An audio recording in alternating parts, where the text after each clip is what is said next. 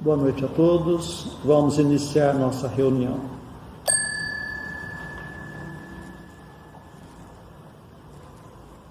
Que a paz do nosso Divino Mestre Jesus envolva o coração de todos nós. Vamos unir os nossos pensamentos e vamos orar juntos, dedicadas irmãs e dedicados irmãos, crianças, jovens, homens missionários do dia de amanhã, segundo os vossos aprendizados. É dado o momento de iniciarmos os nossos trabalhos no Centro Espírita Meimei, trabalhos estes de curas e passes dedicados às crianças, trabalhos de grandes aprendizados para todos nós, mas é necessária a nossa boa vontade, o nosso amor, a nossa união. Permita, Senhor, que esta casa se transforme em posto de socorro, amparando a todos os vossos filhos, encarnados e desencarnados que aqui aportarem. Permita, por caridade, que eu, conjuntamente com estes companheiros, possamos ser uns trabalhadores vossos, dedicados irmãos. O momento é de grande responsabilidade, não perante os homens, mas sim perante aquele que tudo sabe, que tudo vê, nosso Pai que está no céu.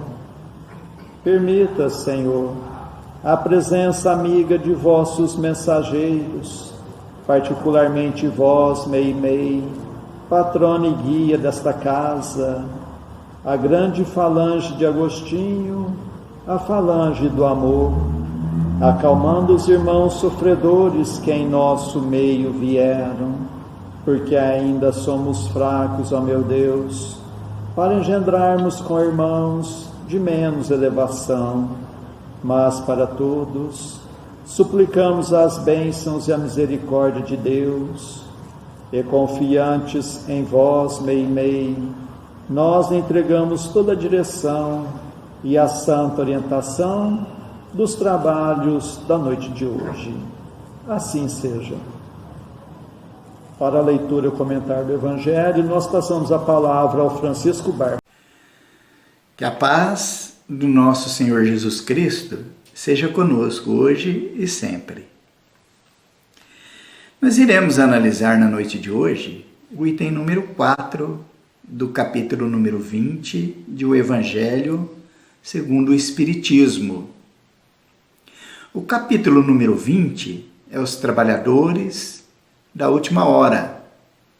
O item número 4 é a missão dos espíritas. Acompanhe aí conosco. Não percebeis, desde já, a formação da tempestade que deve assolar o velho mundo e reduzir a nada a soma das iniquidades terrenas?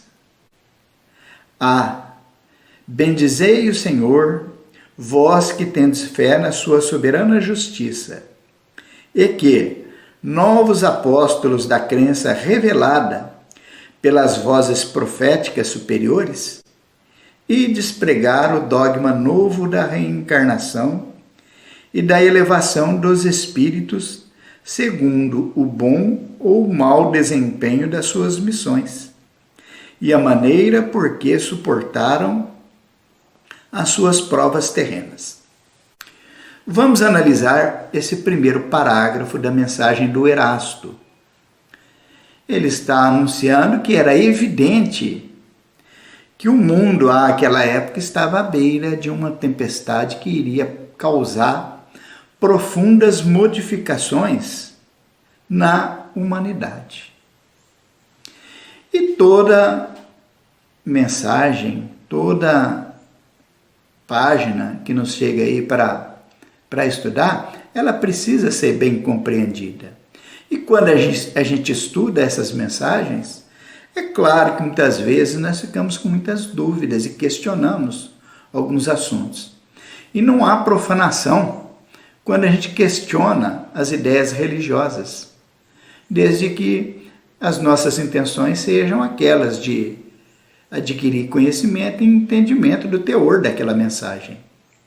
Quando a gente questiona, não somente as ideias religiosas, como quaisquer outras, com a finalidade da maledicência, aí sim se trata de uma profanação. Então o Erasto está dizendo para nós dessa catástrofe mundial que estava à beira de acontecer por aqueles dias. No ano de 1863, que iria causar profundas modificações na humanidade. E aí a gente pergunta, então, viajando pela história, o que aconteceu por aqueles dias que abalou o mundo e que transformaria a humanidade? Num apanhado geral assim, até onde eu tenha conhecimento, que tenha abalado o mundo de uma maneira geral para transformar a humanidade, só viria a acontecer no ano de 1914, a Primeira Guerra Mundial, que duraria até o ano de 1918. Depois nós teríamos a gripe espanhola, que veio logo em 1918, quando terminou a Primeira Guerra Mundial. Depois, no ano de 1929, a Grande Depressão, com a quebra da Bolsa de Valores nos Estados Unidos, causando um colapso econômico geral no planeta. E durante 3 anos se instalou o caos, economicamente falando, e gerando outras grandes transtornos na humanidade. E depois nós teríamos ainda a Segunda Guerra Mundial, de 39 até 45. O nosso raciocínio nos leva a pensar: se Erasto estava anunciando esses acontecimentos, não era assim para tão pouco tempo, porque ele trouxe a mensagem no ano de 1963, ou melhor, 1863. E a Primeira Guerra Mundial eclodiu apenas no ano de 1914, portanto 51 anos depois. E nós então questionamos, ora, entre 1863 a 1914, 51 anos, muita gente nasceu e desencarnou sem ter vivido esse período anunciado que aconteceria segundo o Espírito Erasto. Será que ele se equivocou? E como que devemos entender essa notícia que o Evangelho nos traz aqui, anunciando essa tempestade calamitosa, né? Nós vamos nos recorrer à pergunta 240 de O Livro dos Espíritos para que a gente tenha uma resposta para essas indagações naturais, né? E nós colocamos aí na tela para que você acompanhe conosco a pergunta 240, que o Kardec faz aos espíritos, que é essa: os espíritos compreendem a duração de tempo, né? Como nós? E a resposta: não. E isso faz que nem sempre nos compreendais quando se trata de fixar datas ou épocas. Diante dessa resposta, a gente se curva, compreendendo que quando a mensagem vem pelo lado espiritual e se refere a tempos e datas de acontecimentos futuros, ela não tem a mesma referência que temos nós aqui na Terra. E por essa razão, a gente deve aguardar quando estiver no plano espiritual e tiver também capacidade de compreensão para que a gente entenda essa referência de tempo e de espaço para os espíritos. Daí a gente pergunta, né? O questionamento prossegue. Mas como que transformaria a humanidade esses acontecimentos que abalaram o mundo? Primeira Guerra, gripe espanhola, a Grande Depressão, a Segunda Guerra Mundial e agora a pandemia da Covid-19. Porque o homem ainda permanece mau, perverso, ele permanece ainda irredutível quanto às questões morais e espirituais, que deveriam ser por nós abraçadas com mais empenho e com prioridade sobre as questões materiais, o homem ainda não faz isso. São raras as pessoas que assim o fazem. Daí será que o espírito Erasto teria se equivocado também ao anunciar essa grande transformação que aconteceria após aquela grande tempestade? Aí nós nos recorremos também ao Evangelho segundo o Espiritismo, a uma mensagem trazida pelo Espírito Sansão, quando ele nos fala da lei do amor, que nós também colocamos aí para que vocês acompanhem conosco, né? Ele afirma assim, quando ele estava falando da lei de amor: sois hoje infinitamente melhores que há 100 anos atrás. E daqui a 100 anos sereis infinitamente melhores que hoje. Ora, parece também, afirmou, não aconteceu.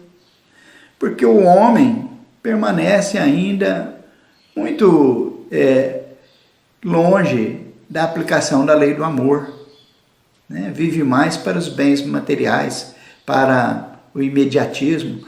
Como compreender, então, essa afirmação do Espírito Sansão, que fala que hoje nós somos infinitamente melhores que há 100 anos atrás, e que daqui a 100 anos nós seremos infinitamente melhores do que hoje, né? Isso, se analisado assim, a grosso modo, parece que também é uma poesia apenas, né? Que não se confirma. Mas será que os espíritos se equivocam ao trazer esses grandes ensinamentos? É claro que não. Se a gente traçar paralelos com o tempo que nós vivemos hoje e pegarmos aí pelo menos 50 anos atrás, nós vamos perceber que muita coisa mudou e mudou para melhor. Que o homem, apesar de perverso ainda, de egoísta, de vaidoso, mas ele já melhorou sim e vai continuar melhorando e muito. Quanto mais passa o tempo, mais ele melhora. Mas essa questão, essa dúvida não é apenas nossa, era também de Allan Kardec, quando elaborava o Livro dos Espíritos. Porque vejamos, o que ele pergunta para os espíritos na pergunta 784. Ele afirma lá que o homem é muito perverso. E que parece que ele retrograda, que ele volta atrás e não avança, pelo menos do ponto de vista moral. Podem conferir, pergunta 784. E sabem qual que é a resposta dos espíritos? A resposta dos espíritos é que nós não temos uma visão geral do conjunto. Que a nossa visão é muito estreita e nós temos mesmo essa impressão de que o homem piora, retrograda, ao invés de avançar. Que é um engano nosso. Que se a gente tivesse uma visão totalitária da história da humanidade, nós vamos perceber que o homem avança sempre, mesmo que não pareça. Mas eles colocam uma observação aí nessa resposta da mais alta relevância, né? Porque eles colocam assim, e nós colocamos aí para que vocês acompanhem conosco também. É preciso que haja excesso do mal, para que os homens compreendam a necessidade do bem e das reformas. Então, aquilo que nos parece um mal, muitas vezes, é necessário para nós. Nós precisamos da dor, do sofrimento como consequência dos nossos erros, para que a gente finalmente se renda à necessidade que todos nós temos de consertar a nossa conduta, de reformar a nossa conduta moral, de buscarmos mais o conhecimento da lei de Deus e se ajustar a ela, para que a gente conquiste vitórias e melhoras, não apenas para nós, mas para toda a nossa sociedade.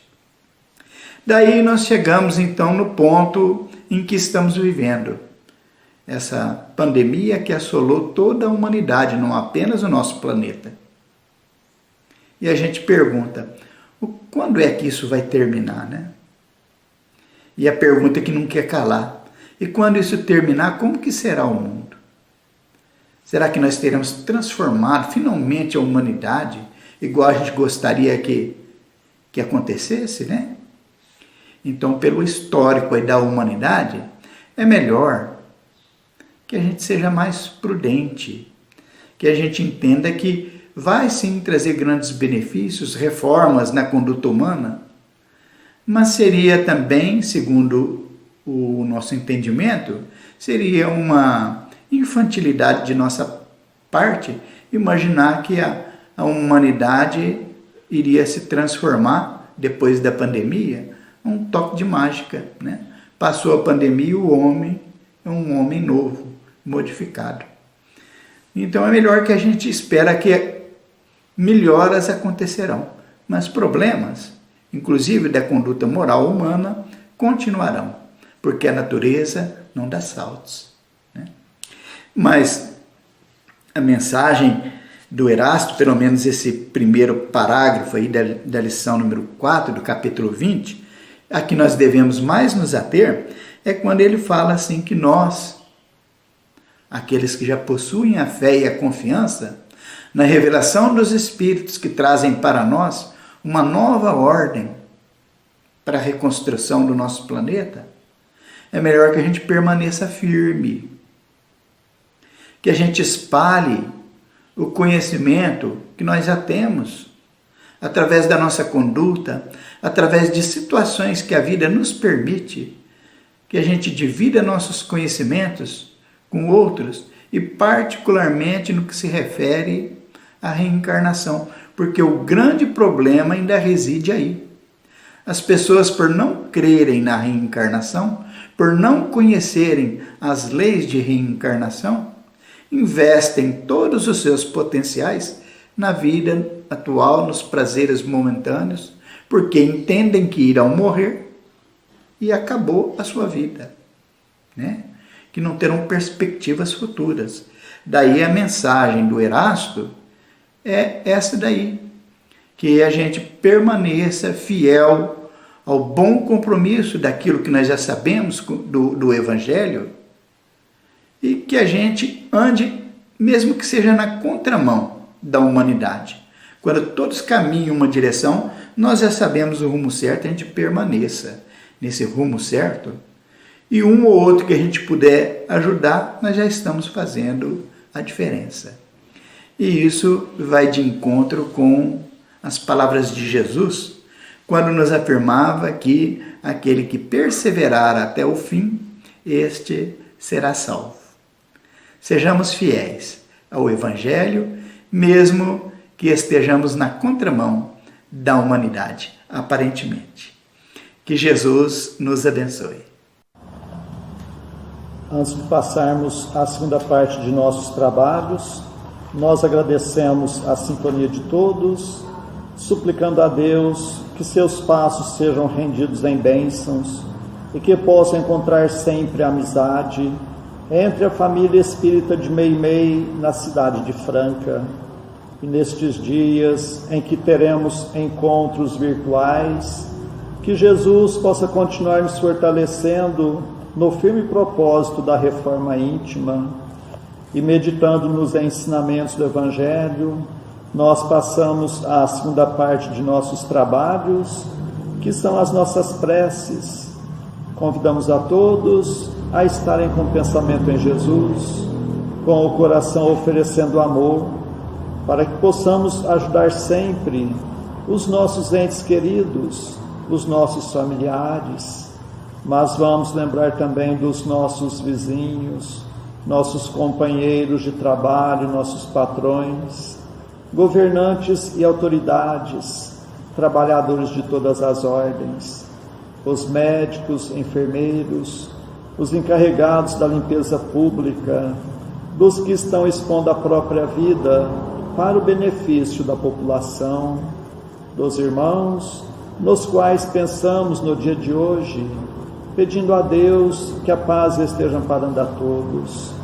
Vamos ter o desejo de perdoar para sermos perdoados, o desejo sincero de curar para sermos curados. Continuemos concentrados em Jesus. Prece ao anjo da guarda.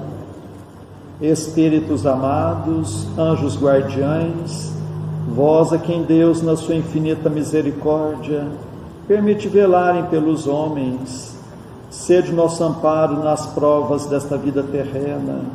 Dai-nos a força, a coragem e a resignação. Inspirai-nos na senda do bem, detendo-nos no declive do mal. Que vossa doce influência impregne as nossas almas. Fazei que sintamos a presença ao nosso lado de um amigo devotado, que assista aos nossos sofrimentos e participe das nossas alegrias. E vós, meu anjo bom, nunca me abandoneis. Necessito de toda a vossa proteção para suportar com fé e amor as provas que Deus quiser enviar-me, para afastar os maus espíritos. Em nome de Deus Todo-Poderoso, que os maus espíritos se afastem de mim e que os bons me defendam deles. Espíritos malfazejos que inspirais maus pensamentos aos homens, espíritos enganadores e mentirosos que os enganais, espíritos zombeteiros que zombais da sua credulidade, eu vos repilo com todas as minhas forças e fecho os meus ouvidos às vossas sugestões, mas peço para vós a misericórdia de Deus. Bons espíritos que me assistis, dai-me a força de resistir à influência dos maus espíritos e as luzes necessárias para não cair nas suas tramas.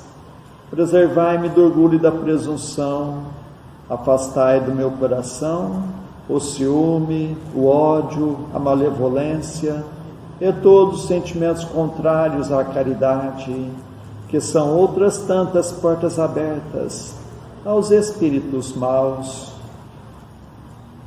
pelos inimigos do Espiritismo. Senhor, vós nos mandastes dizer por Jesus, o vosso Messias: bem-aventurados os que sofrem perseguição por amor da justiça, perdoai os vossos inimigos, orai pelos que vos perseguem. E Ele mesmo nos deu exemplo, orando pelos seus algozes. Assim apelamos à vossa misericórdia, Senhor, em favor dos que desprezam os vossos divinos preceitos, os únicos que realmente podem assegurar a paz neste e no outro mundo. Como Cristo, também nós o suplicamos. Perdoai-lhes, Pai, porque eles não sabem o que fazem. Dai-nos a força de suportar com fé e resignação, como provas para a nossa fé e a nossa humildade, as zombarias, as injúrias, as calúnias e as perseguições que nos movam. Afastai-nos de qualquer ideia de represálias, pois a hora de vossa justiça soará para todos, e nós a esperamos, submetendo-nos à vossa santa vontade. Pelos sofredores que pedem prece. Deus, clemente e misericordioso, que a vossa bondade se derrame sobre todos os espíritos que se recomendam às nossas preces, e particularmente, Senhor, sobre os sofredores que em nosso meio vieram. Suplicamos, ó meu Deus, para todos os irmãos que constam em nosso caderno de preces e para todos os que estão em nossos pensamentos.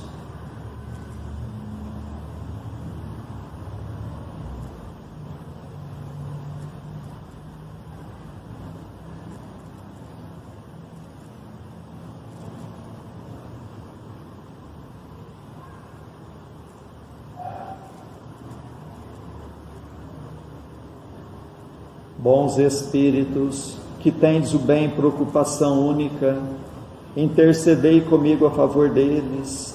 Fazei brilhar a seus olhos um clarão de esperança, e que a divina luz os esclareça quanto às imperfeições que os afastam dos bem-aventurados.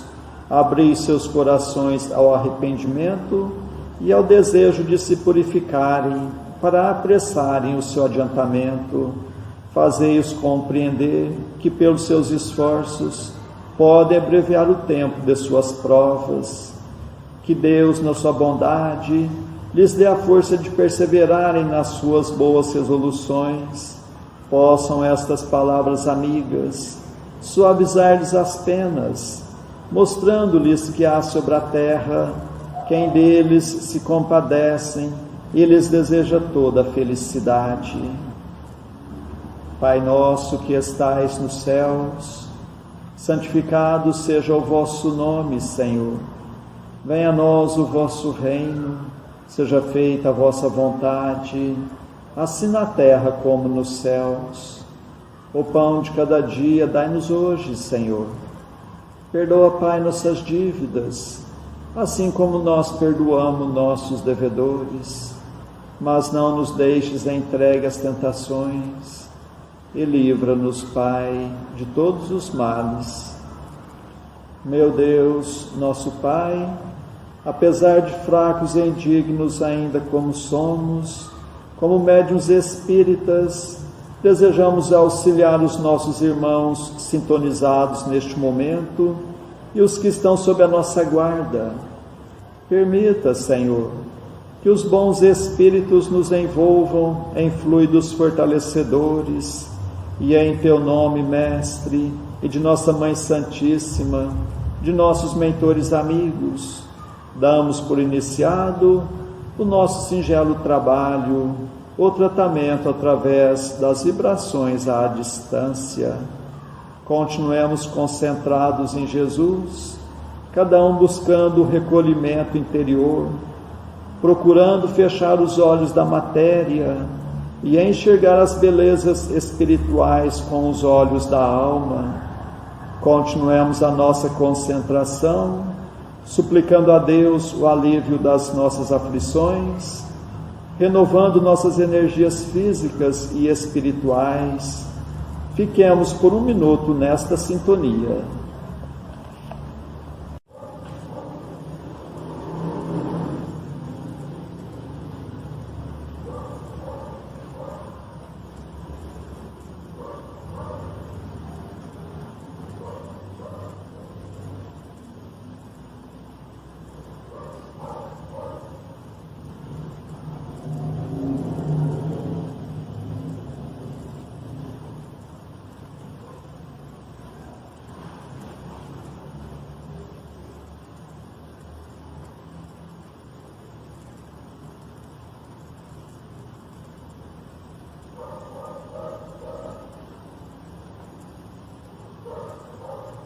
Que estas misericórdias se façam por toda a humanidade.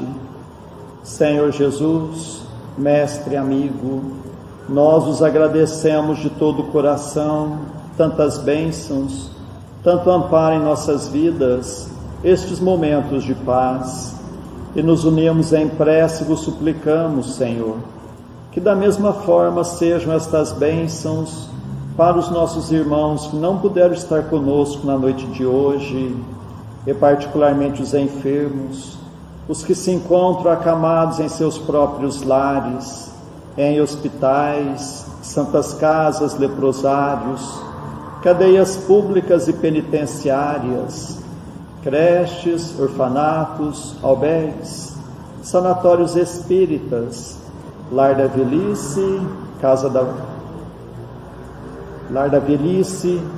da criança, para todos os andarilhos do mundo, para todas as irmãs que se entregaram ao divino sacrifício da maternidade, pelos que estão nos grupos de riscos, os mais vulneráveis.